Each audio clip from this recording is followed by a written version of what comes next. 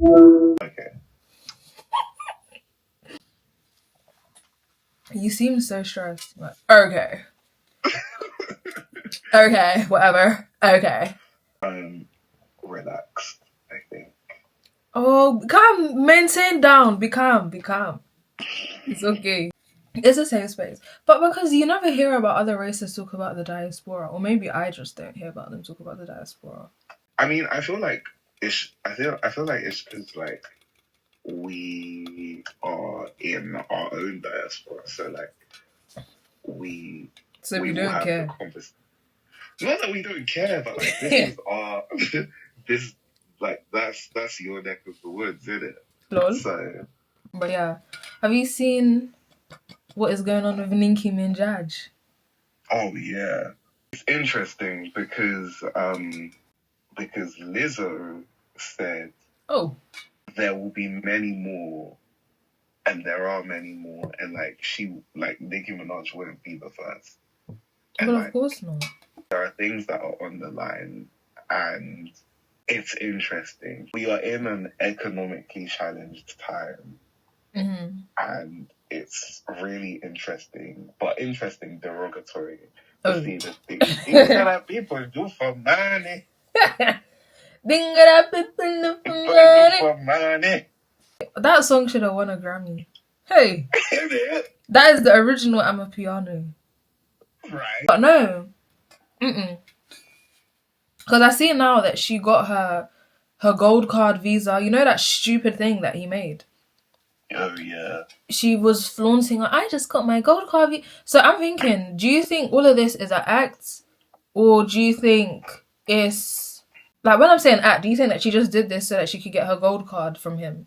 Or do you think she's, like, I truly an advocate of Trump? I think both are in play. Mm. Because there are like certain comments that you'll see over the years. See, I'm personally not surprised at this. Is it? Yeah, like I've been kind of well, not waiting, but since Waiting. since her tirade in about like 2021 or 2022 about how the vaccine made her cousin's balls go huge. Oh, wait, I never saw that. Oh yeah, like there was a period of time she had like a quite big anti-vax run. Mm. It was and like in that run, it was also like bordering on the political, and it's just that echo chamber that kind of convinces you that like the government should be distrusted and like vaccinations are like inherently like evil when they're the reason why like people don't die at like 13 because of the flu. Mm. It's just interesting. So like that amongst other things, like when you look at her social media activity over the past few years, like it's been a slow building case. She stands a lot to gain in her personal life from aligning with Trump, whether that's like giving her opportunities for like citizenship, allowing her to like make or access money in a time period where like the house is under threat of being sold. Oh, yeah, I heard about that. It's yeah. I think it's just it's very interesting that like now is the time that she's doing that, but I'm not surprised. Do you know what it is? I think what really soft launched a lot of black people and their conservatism was when Charlie Kirk died. I mean, as we know, that was genuinely the beginning of seeing like, oh, so you guys are closer to Trump than we thought. Like seeing her post Yeah. in support of him and then in support of his wife and then meet up with his wife, I thought, is this the Nicki Minaj that was talking about? Wake up, flawless, post up, power. This can't be the same like pro black something is wrong here. Yeah, something is actually wrong. Where you see a black, like it's genuine performance. Like, she is Uncle Tom. Yeah. But it's like, I would have never thought that we'd see the day.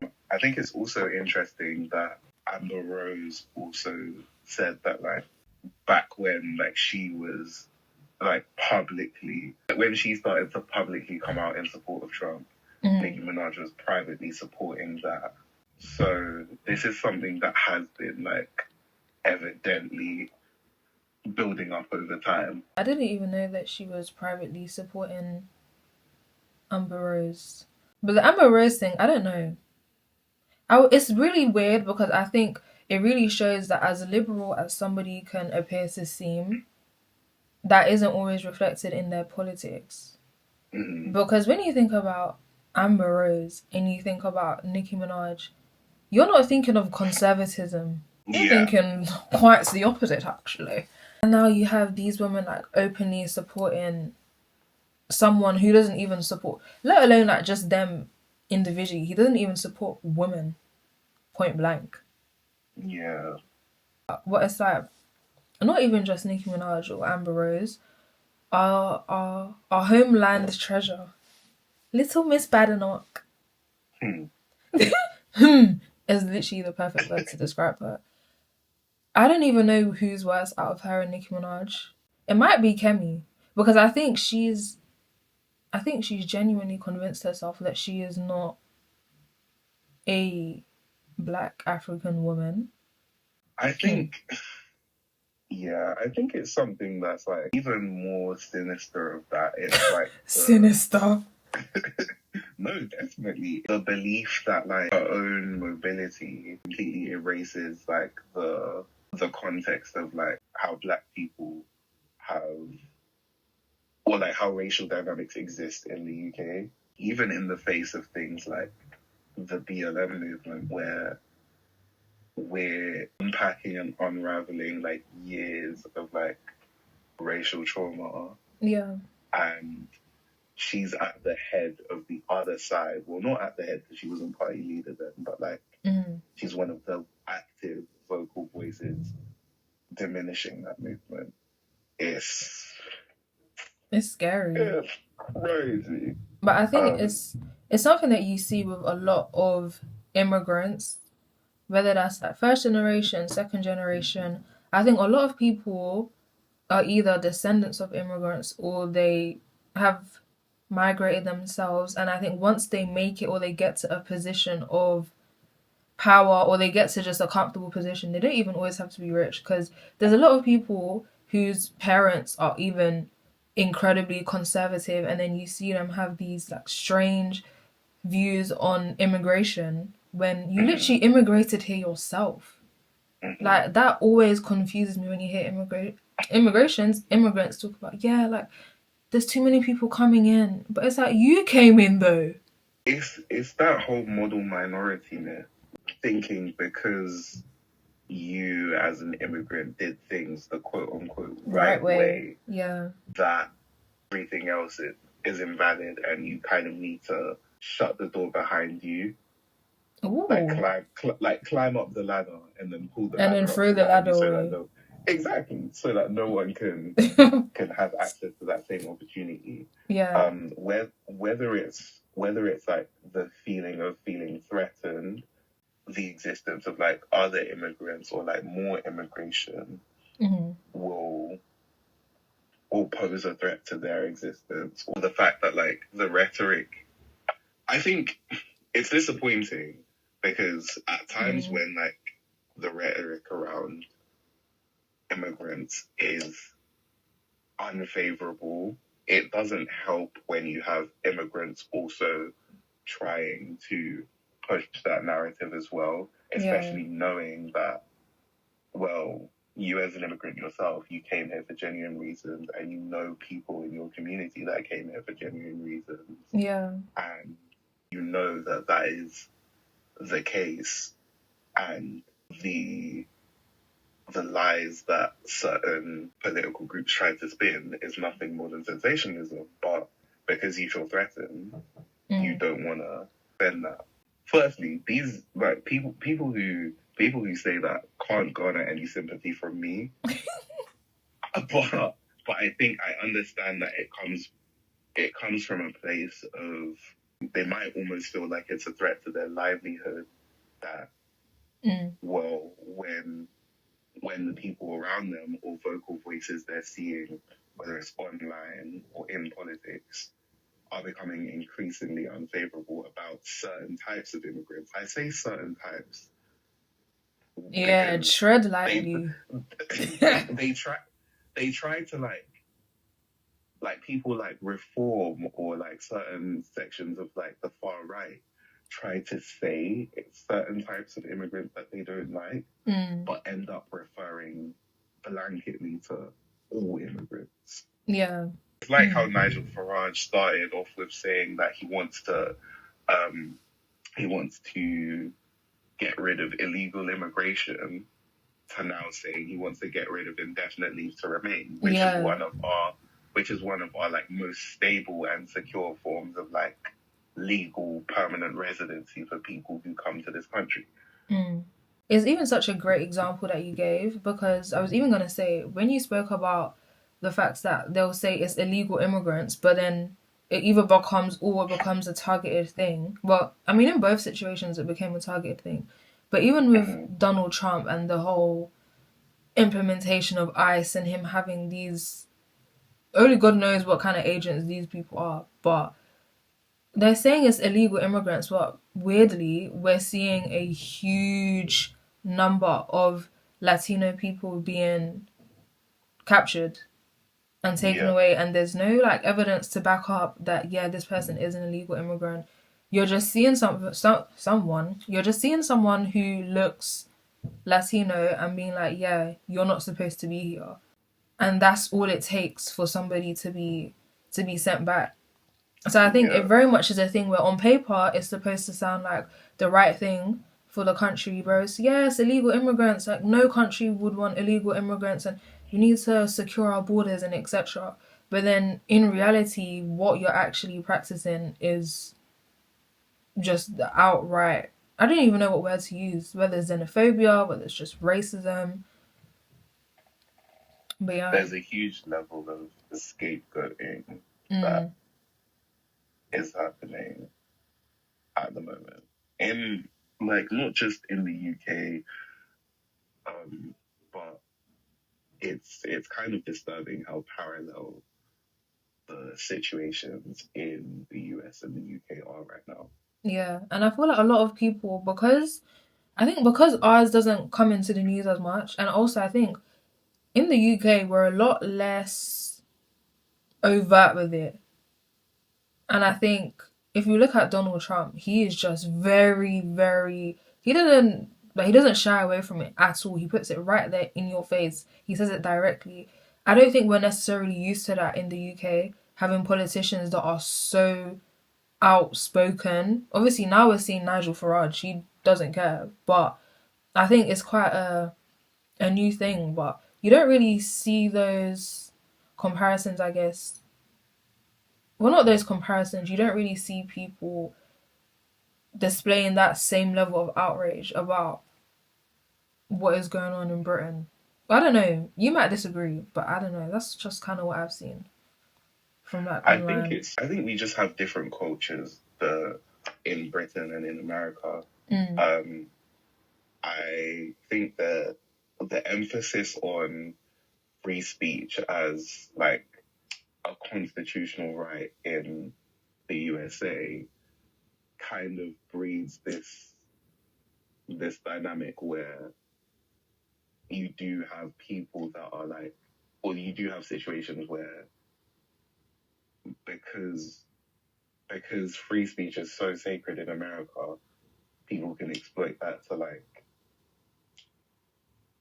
hate, like justifying hate speech. Yeah.